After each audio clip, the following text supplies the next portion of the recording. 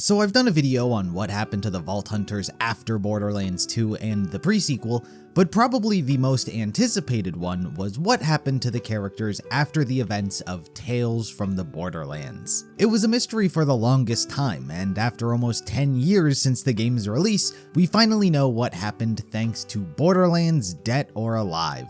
It was a book released on June 25th, 2024. It was written by Anthony Birch, the same person who wrote Borderlands 2 and worked on the original Tales as well as the new one. It's meant to serve as a true sequel to Tales, as Dead or Alive literally picks up where Tales left off.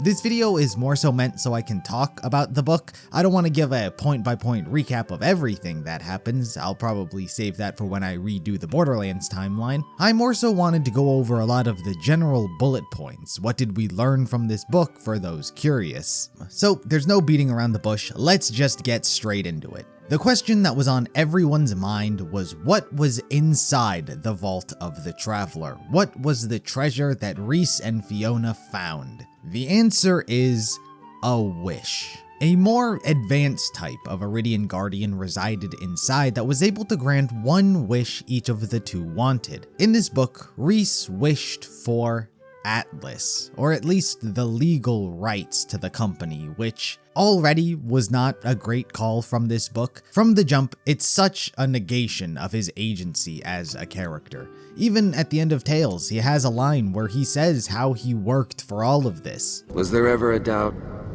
There were many. Well, I wasn't looking at it that way. I worked a long time to get here. I earned this. Atlas didn't just fall into my lap, I had to take it, both literally and figuratively.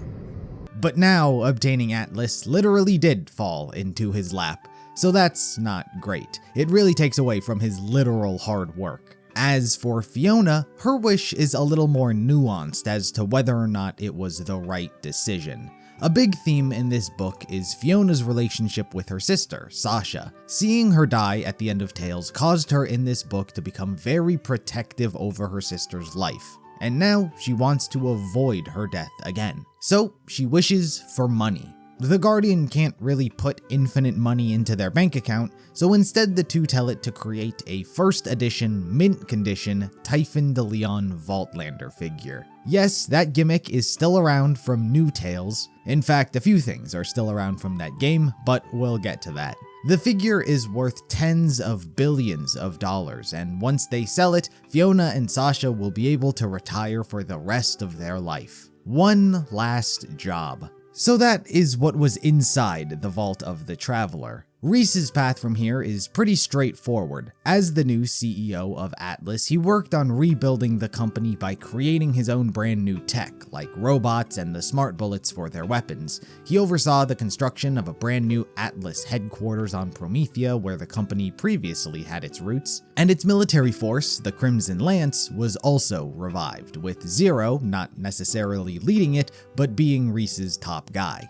Zero, after the events of Tales, really stuck by him to help him out. And under his leadership, Atlas once again managed to reach mega corporation status. Something else we did learn in this book is that to address his voice actor change, Rhys has canonically had vocal cord surgery so he could sound more professional, for a lack of a better term. It's the same reason he also grew a mustache. It's supposed to convey trustworthiness, masculinity, and culture. Anyway, Rhys's success in rebuilding Atlas garnered the attention of one Katagawa Jr. He's the head of mergers and acquisitions for the Maliwan Corporation. Seeing the value in Rhys's talents, he sought to acquire both Atlas as a company and gain Rhys's friendship. But after he rejected that proposition, Katagawa escalated things and attempted to forcibly take both of them. He doesn't really know how to make friends. So Rhys is kinda left to being forced to defend Promethea from a Maliwan invasion. He called for reinforcements and an army, but all he got were 4 Vault Hunters. Flack, Zane, Mose, and Amara helped defend Atlas and fend off the Maliwan forces. After a few too many losses, Katagawa does give up on trying to absorb Atlas and instead turns to destroying it. But that too is thwarted and he's eventually killed. As for Fiona and Sasha, As I stated, with a multi-billion-dollar mint-condition Typhon de Leon Vaultlander figure, their goal is to sell it so they can retire. Their buyer is one Countess Holloway of Eden 5. If that name sounds familiar, it should, because it's a family heavily tied to Gage's backstory. To give you a refresher, Gage had a rival in her class named Marcy Holloway. She was very much a spoiled rich girl who always got what she wanted. Her family had tons of money, she was obsessed with celebrities and gossip and that sort of lifestyle. A complete polar opposite to Gage. But during a science fair where Gage had designed and subsequently built Deathtrap, Marcy had stolen the designs and made her own lesser version. But due to her dad paying off the judges, Marcy won.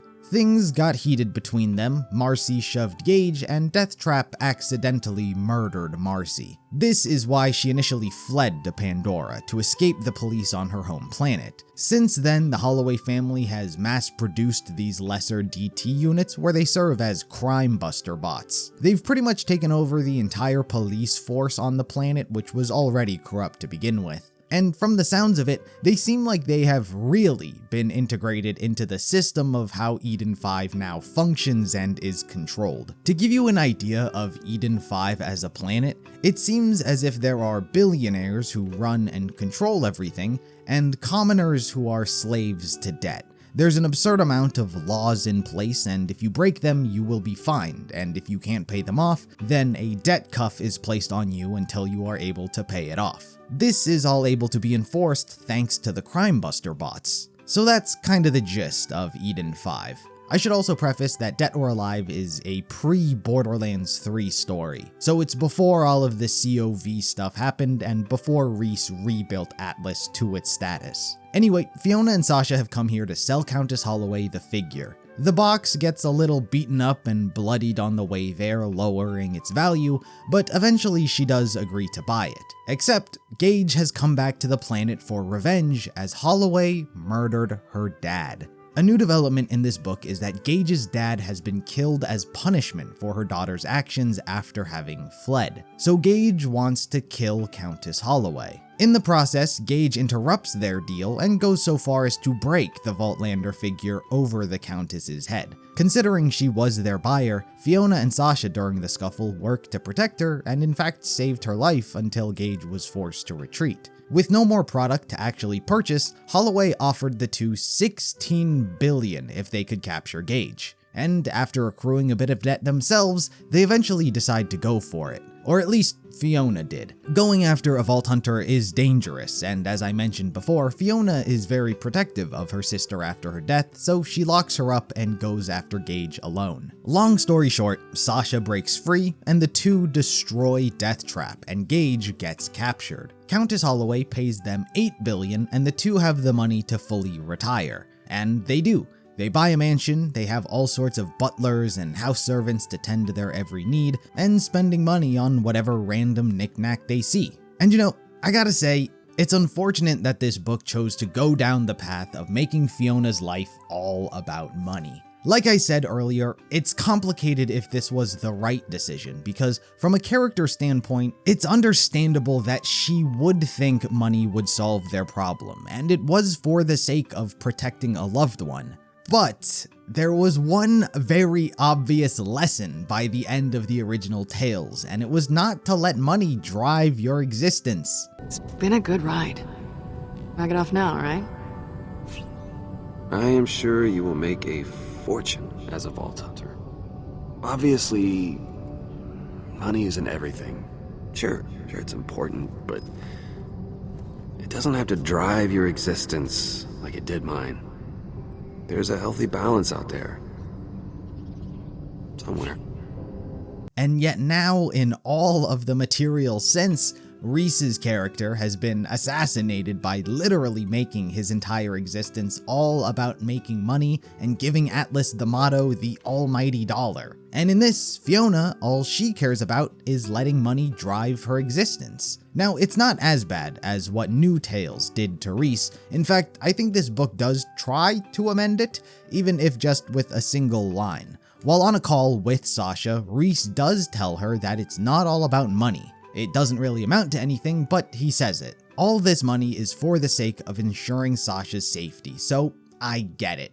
It's not shallow, but I wish Rhys's words held weight in the content sense, because we're regressing these characters to put them through the exact same development that they've already been through. Both of their stories were kind of about these two people who are from completely different worlds who came to find purpose in their life. Rhys not looking up to false idols, not letting money drive his existence, and being able to run a company in the right and meaningful way. And Fiona was her come up into the life of a vault hunter. It was something that she took up to very naturally, so you would have expected the continuation of her story to be that of a vault hunter, because that is where her entire story led. But it doesn't. She wants money. She wants to get away from all of that danger. So this book makes you wind up feeling like, what was the entire point of her journey? And I get it, it makes sense that Sasha dying would have affected her, and now she would want to protect her. But in this story, it isn't that healthy balance that Rhys spoke of. It does drive her existence, so I can't help but feel like even putting her down this path, even though temporary, feels wrong. But anyway, yes, as I said, their rich, extravagant life does eventually get boring, specifically from Sasha's perspective. Something inside her feels empty. She doesn't know if she actually likes Rhys or the danger that they were in together. So she seeks to fill that hole inside of her. She uses her money to bribe the guards keeping Gage and rescues her so they can hunt a vault to see if that makes her feel better. It doesn't. Now, why would Gage help her out after helping her greatest enemy? Well, that's where another plot device comes in. Remember at the end of Tales when Sasha died but was revived?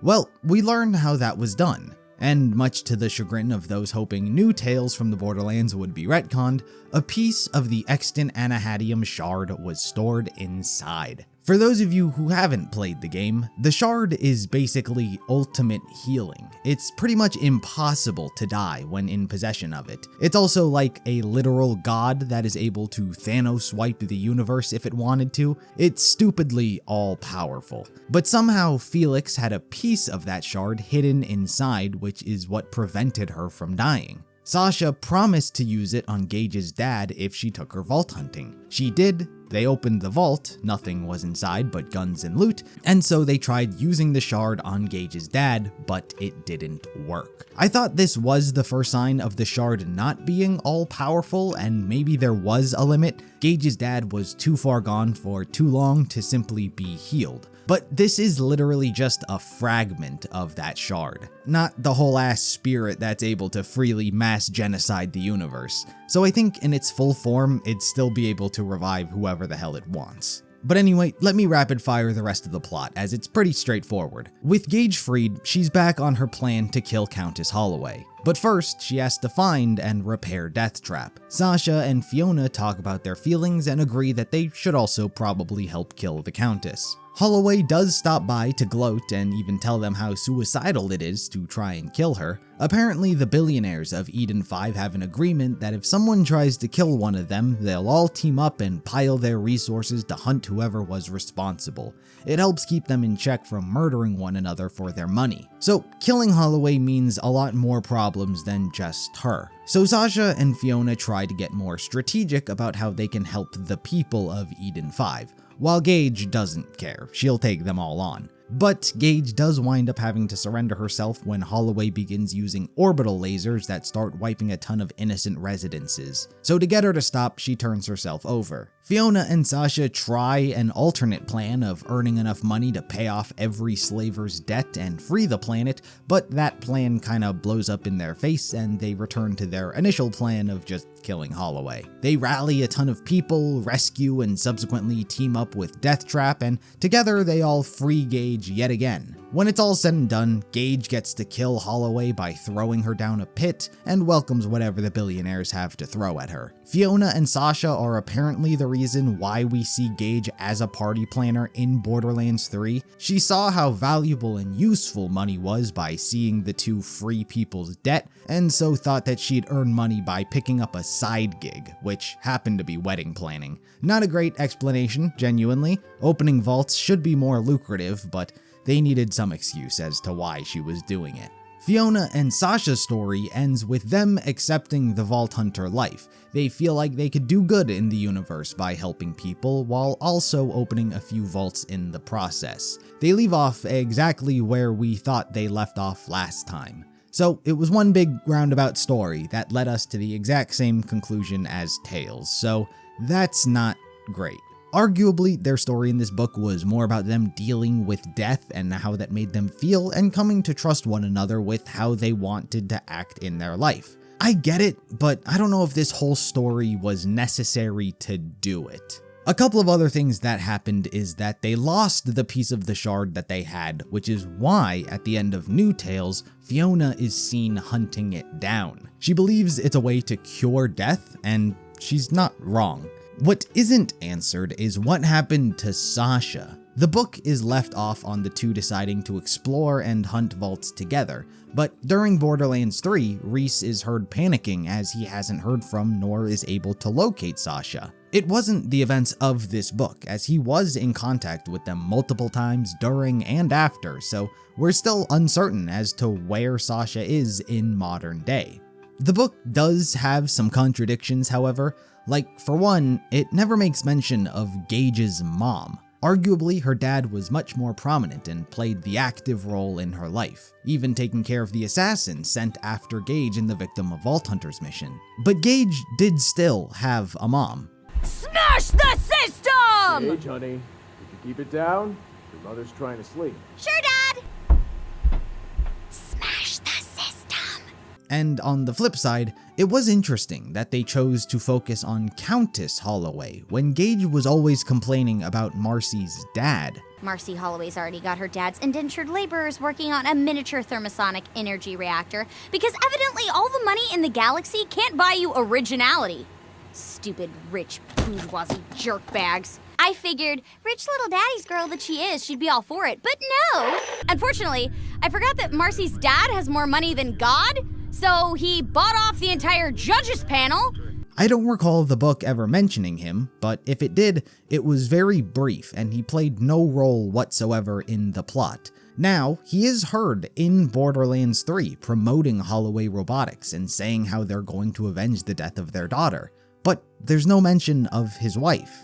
I see us expanding into new territories, refining our production processes, and finally exacting horrible revenge on the rogue killer who murdered my genius daughter in the prime of her life. Now, I know that the game was made first, and it even makes sense why they couldn't kill Marcy's dad in this book, because he had to be alive to record this. But now it seems kind of weird, because the book never really mentions him, and Gage acted like she resolved everything by killing the Countess. But that's obviously not true. Something else that was strange in the book is the Countess had a bounty on Gage for 16 billion, when in reality, she debuted with a bounty of 820 billion. That is the highest bounty of all of the Vault Hunters, including Maya, who was a siren. It was meant to show just how rich the Holloway family were to place such a bounty on her. 16 billion is like 2% of what she's actually wanted for, and theoretically it was she and her husband who were the ones who put the bounty on her because they had more money than God, and theoretically they've only gotten richer since stealing Gage's DT design. So 16 billion sounds like a lot, but it's actually nothing to what she should be worth to the Holloways. But anyway, since this video is still about what happened to the Tales cast after the game, I might as well throw in the others here at the end, though there's not as much to say about most of them. Vaughn became a bandit war chief. He and the other Hyperion employees left behind after the fall of Helios formed a bandit clan and lived in the wreckage. But during the events of Fight for Sanctuary, Colonel Hector showed up and ordered them to give him their moonshot. They refused, but they were unable to fend him and his forces off as they were only equipped with laser pointers. They retreated and formed a new camp at the Backburner. They were getting ready to try and retake Helios, but Hector launched a gas attack that turned everyone but Vaughn into plant monsters. He begrudgingly allows Lilith and the other Crimson Raiders to stay there as they work to take down Hector and his forces. He doesn't do much outside of that. And by the time Borderlands 3 comes around 7 years later, he's still doing the same thing. now running a bandit clan called the Sun Smashers. They came into possession of the vault map, and his deputy war chief wanted to sell it to the Calypsos. Vaughn disavowed this and went to hide it, but believing that she knew what was best for the clan, his war chief took it to them anyway, and Vaughn was tied up. Due to their greedy motivation to join the cult, all of the Sun Smashers were killed. The Vault Hunters arrive and find him in this upside-down state. He links back up with Lilith and tells her about what happened to the map, but outside of this, he again doesn't do much else. While we've yet to see Janie, Athena is now the CEO of Hyperion. It's why in Borderlands 3 all of the guns have shields. But outside of that, we haven't even heard her talk. But as for the others like Loaderbot, Gortys, or even August, we've yet to see them, so their fates also remain unknown.